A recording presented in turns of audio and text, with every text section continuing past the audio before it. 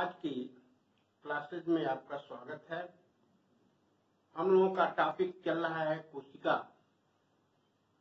कोशिका की विषय में, कोशिका के इतिहास के विषय में, कोशिका के जीवन की मौलिक इकाई के विषय में आपको अध्ययन दिया गया। आज हम लोग कोशिका की आकार और आकृति के विषय में अध्ययन करेंगे। प्रायः कोशिकाएं गोलाकार, आयताकार, बहुभुजाकार, छड़ की आकृति की, कस्तरी नुमा, कुछ मानव की आरबीसी कोशिकाएं उभयतल होती हैं। इस प्रकार से विभिन्न जीवों में कोशिकाओं की आकृति अलग अलग होती है। जैसे कुछ एक कोशिकीय जीवों को देखें तो उस एक कोशिकीय जीवों में जैसे देखिए अमीबा की आकृति अनियमित है। ये पैरामीशियम की आकृति स्लीपर शेप है, चप्पल की आकृति का है। एक क्लेमाइडोमोनास है, इसमें सीलिया पाया जाता है। ये विभिन्न प्रकार के जीवाणु हैं, कोई छड़ की आकृति का है, कोई गोलाकार है, कोई सर्पिलाकार है, एलिप्टिकल है। आपके ये मानव के अंडाणु हैं, लगभग गोलेकार हैं। शुक्राणु की संरचना अलग है। सबसे लंबी अगर पूछा जाए कि आपके शरीर में कौन सी कोशिका पाई जाती है तो यह तंत्रिका कोशिका है, जो संवेदनाओं को ग्रहण करने का काम करती है। ये आकार इसका देखा जाए ऑस्ट्रिच का अंडा है, यह एक बड़ी कोशिका है। लेकिन अधिकांशतः कोशिकाएं इतनी सूक्ष्म होती हैं कि उन्हें नग्न आंखों से देखा नहीं जा सकता है। उनको देखने के लिए सूक्ष्मदर्शी की जरूरत पड़ती है। इस प्रकार अगर साइज देखा जाए कोशिकाओं का तो उसको आप सामान्य स्केल से तो मिलीमीटर से तक ही आप माप सकते हैं, लेकिन उससे छोटी भी भौतिक राशियां हैं जिसे मापन किया जाता है। जैसे आप लोग भौतिक विज्ञान में पढ़े होंगे बहुत छोटी राशियों के नाम में, जैसे माइक्रोन, इसको हम म्यू ऐसे लिखते हैं। एंगस्ट्रॉम, इसको हम ऐसे लिखते हैं। इस तरह से देखा जाए तो कोशिका की साइज जो है 0.5 से 20 मिली माइक्रोन तक होती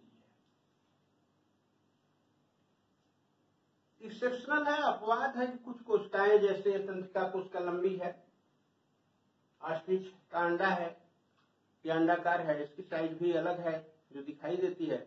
लेकिन कोशिकाएं अधिकांशतः दिखाई नहीं देती हैं। कोशिका स्वयं इतनी सूक्ष्म है कि उसको आप साधारण सूक्ष्मदर्शी से भी बहुत स्पष्ट नहीं देख सकते हैं। उसके अध्ययन के लिए कल आपको हमने बताया था कि जब नाल और उसका ने इलेक्ट्रॉन सूक्ष्मदर्शी का आविष्कार किया और तब से जो है कोशिका के इतिहास में अधिकांशतः चीजें स्पष्ट हुई। तो इस तरह से कोशिकाओं का आकार एवं आकृति विभिन्न प्रकार के जैव विविधता के अनुसार अलग अलग साइज शेप होते हैं।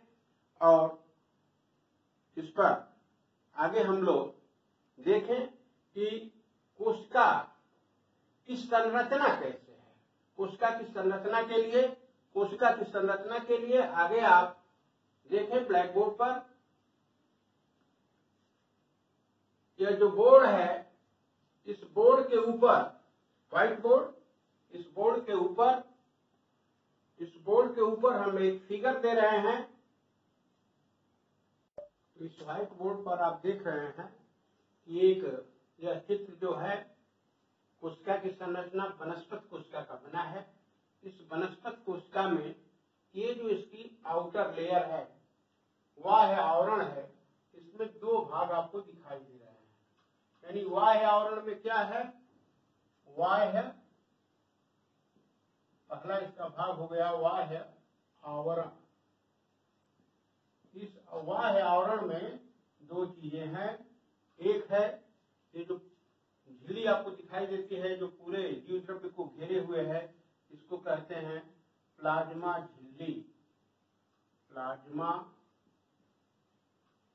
झिल्ली।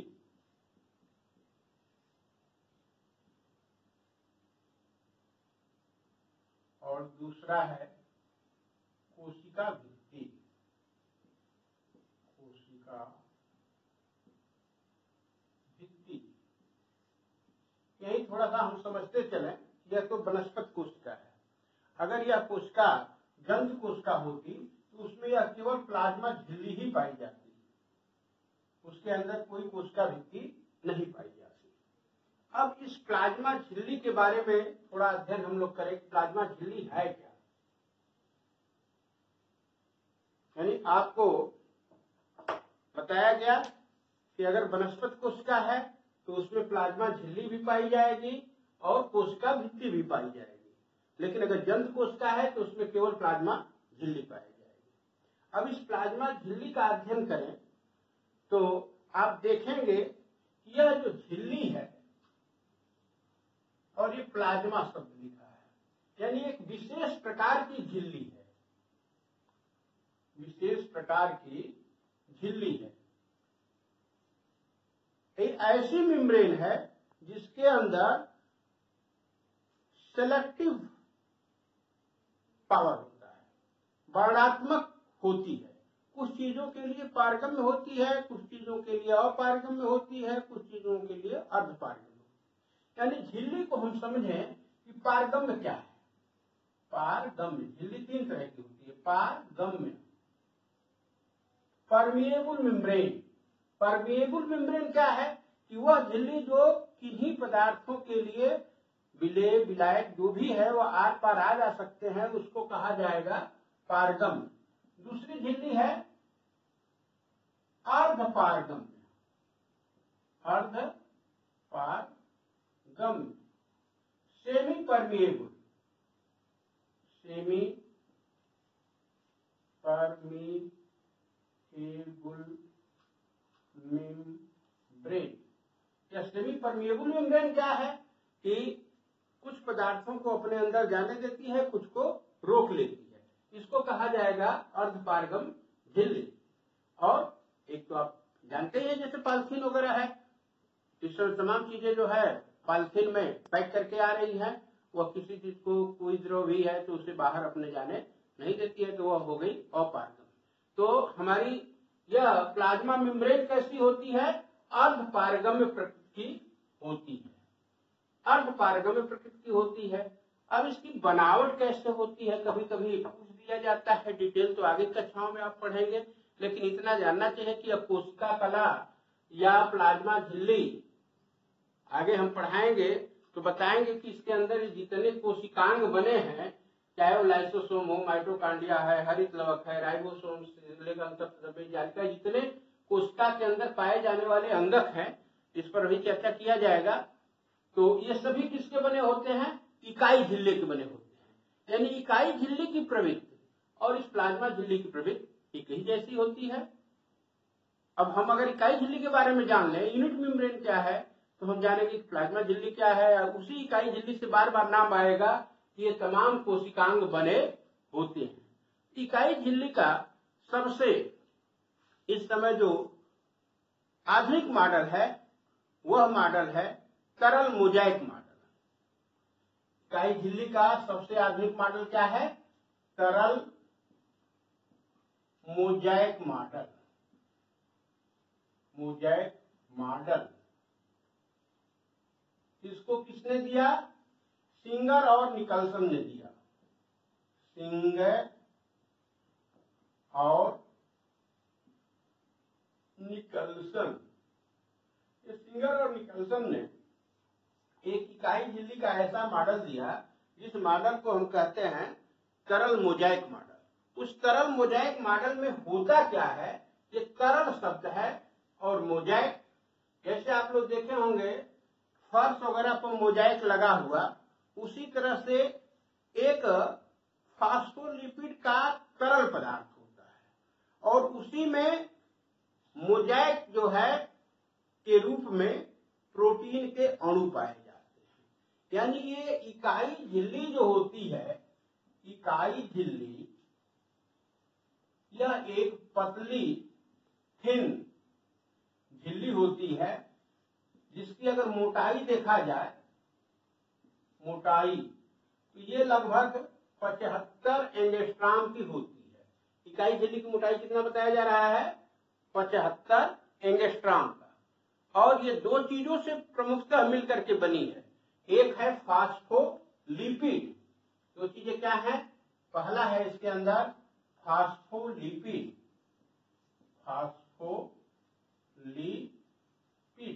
फास्फोलिपिड, और दूसरा है प्रोटीन। ये फास्फोलिपिड और प्रोटीन की बनी होती है। अब इसके अंदर इसका अगर थोड़ा सा हल्का हम आप लोगों को चित्र दे रहे हैं तो बड़ा आसानी से आप समझ लेंगे। जैसे एज्यूम दैट ये आपके फास्फोलिपिड्स के आयन, फास्फोलिपिड्स के आयन इस तरह से,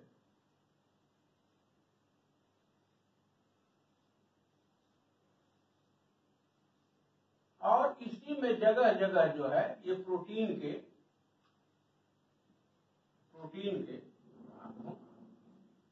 जिसकी मोटाई कितनी बता दी गई?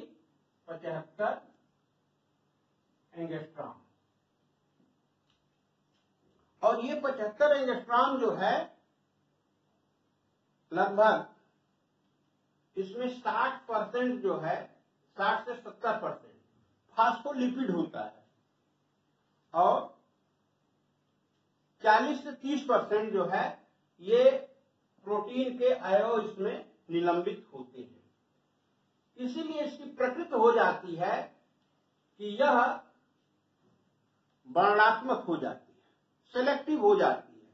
कुछ पदार्थों को कोशिका के अंदर आने देती है और कुछ पदार्थों के लिए रोक लगाती है। चयन करने की प्रवृत्ति हो जाती है हमारी इस प्लाज्मा झिल्ली की या कोशिका कला की। अब इस कोशिका कला इन दोनों में पाया जाता है, जंतुओं और वनस्पतियों दोनों में। दोनों की प्रकृति एक जैसी होती है, लेकिन वनस्पतियों के अंदर यह एक मोटी ऊपर से परत आ जाती है जिसको हम कहते हैं कोशिका भित्ति। क्या कहते हैं? कोशिका भित्ति, सेल वॉल। इनका काम क्या है? प्लाज्मा झिल्ली भी एक सुरक्षा का काम करती है, जंतु कोशिका में सबसे बाहरी आवरण होती है, और वनस्पति कोशिका में इस कोशिका कला के बाहर एक सेलुलोज की बनी हुई दोहरी भित्ति होती है जिसको हम कहते हैं कोशिका भित्ति। इसीलिए वनस्पतियों की बाहरी कोशिकाएं जो है वह जंतुओं की तुलना में रफ टफ होती हैं और सेलुलोज की बनी होती है। अक्सर एक नंबर का प्रश्न हाई स्कूल स्तर पर पूछा जाता है कि इस बाह्य आवरण में सबसे बाहर जो आवरण पाया जाता है उसे क्या कहते हैं? कोशिका भित्ति कहते हैं। वह किस पदार्थ का बना होता है? सेलुलोज का बना होता है। कभी कभी यह और थिक हो जाती है, वह लिग्निन पेक्टिन के जमाव के कारण जो है और मोटी हो जाती है। तो अगर एक कोशिका भित्ति का अध्ययन हम लोग करें तो कोशिका भित्ति को आप देखिए कैसे बनी होती है। यह एज्यूम दैट मैं कोशिका भित्ति बना रहा हूं। यह एक कोशिका है, ये दूसरी कोशिका हो गई। इधर से एज्यूम दैट ये कोशिका हो गई, ये कोशिका भित्ति है। अब इन दोनों कोशिकाओं को जोड़ने के लिए, जैसे आप ईंट जोड़ते हैं तो ईंट के बीच में सीमेंट होता है, उसी तरह से दोनों कोशिकाओं को जोड़ने के लिए यह बीच में एक ऐसा पदार्थ पाया जाता है और इस पदार्थ के कारण ही ये दोनों के मध्य में है, इसलिए इसका नाम रखा जाता है मध्य। तो ये मध्य पटल का मिडिल लैमिनी जो है, इससे जो समीपवर्ती है उसको कहेंगे प्राथमिक कोशिका भित्ति।